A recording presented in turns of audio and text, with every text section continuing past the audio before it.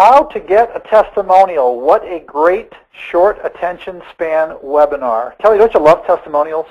I do, and I think it's, I find myself saying this a lot lately, but I think it's kind of a dying art, and we need to try to give it some new life.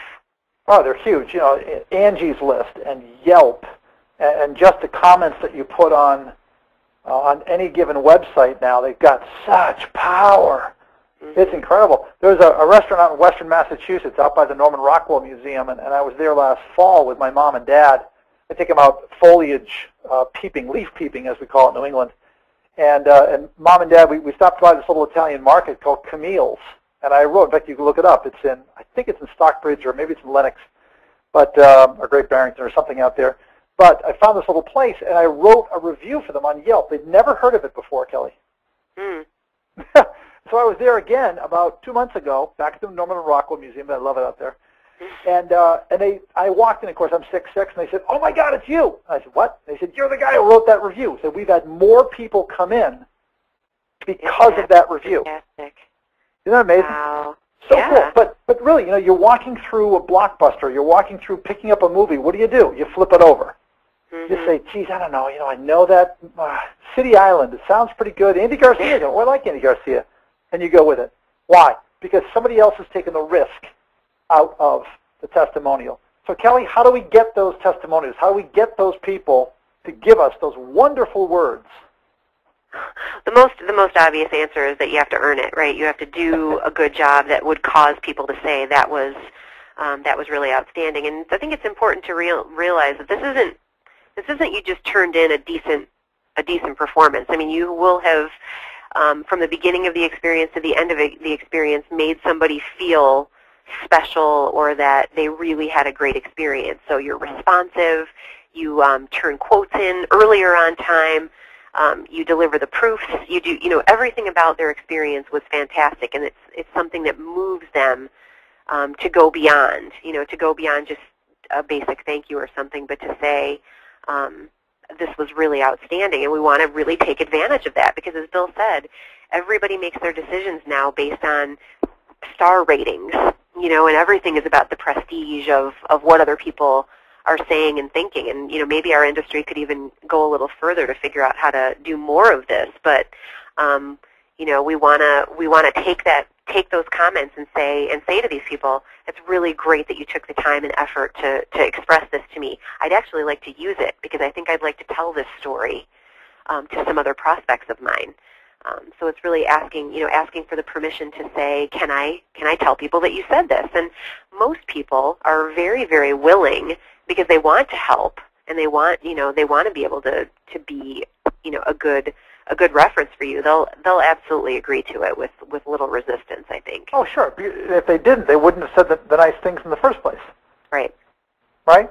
But yeah. If someone says something to you, someone says, "Kelly, that was terrific. Thank you so much for that coaching. My business is up 50%, and I can't tell you how grateful I am." And this is a conversation. The way to capture that is to write down what you heard and email it back to them and say, "This is what I heard you say. May I use it?" Okay? That's a great way of getting a testimonial.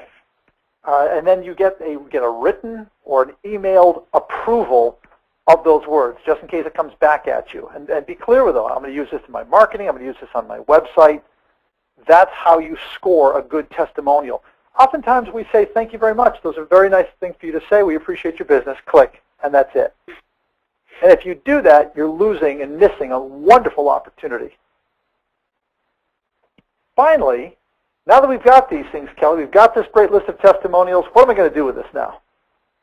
Well, there's a number of things. I mean, you could mention it in, as you're prospecting and looking for new customers, you could use it in the body of a letter that you write to a new prospect, or maybe even in the PS of the letter that you write to the new prospect, mentioning, especially if it's somebody that's got some name recognition or some prestige. You know, if companies like this trust me and say these things about me, you know, you could too. You use them on your website. You could certainly put them in your email signature. And one of my favorites, I used to get a little binder and put them up at the front desk of our office, so that when people came to visit, they could just, as they're standing there waiting for their order or something, they could flip through the book. But what this really all essentially means as we package it different ways and use it in these different ways, is it's, I just completely lost my train of thought. Sorry. Just like that. Did we mention she's a mother with a lot on her mind? Completely. It's really about anecdotal selling is what I want to say, though, is that these go. are stories, that everything that we do is a story. It's a problem that we solved.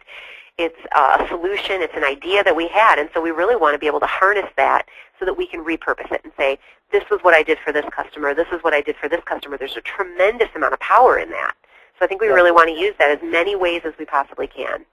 If I'm going to use it on the website, I might use a little snippet of the quote on my website. Or it's very simple to make using either PowerPoint or Keynote, which is the Macintosh version of PowerPoint. Make a little slide presentation that just revolves, and you stick that up on your website.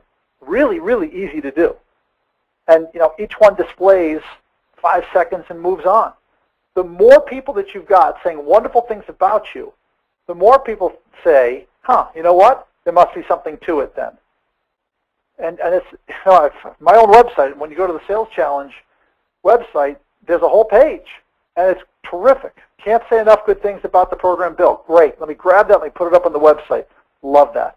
And I like what you do with it, Bill. What I like what you do about it is you change it. You use new ones all the time, and you date them so that it says, oh, this guy just said this. Because how sometimes you go to a site, and it's like, we're the best rib joint in 1974. It's like, okay, well, but show me something more recent. And that's what I like about what you do is you keep it very fresh.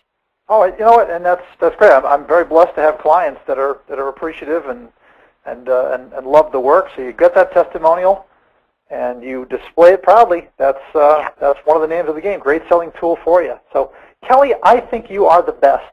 I'm going to use that, Bill. Thanks. All right. Well, thanks for listening. Thanks for listening, everybody. And we'll talk to you on next week's Short Attention Span webinar.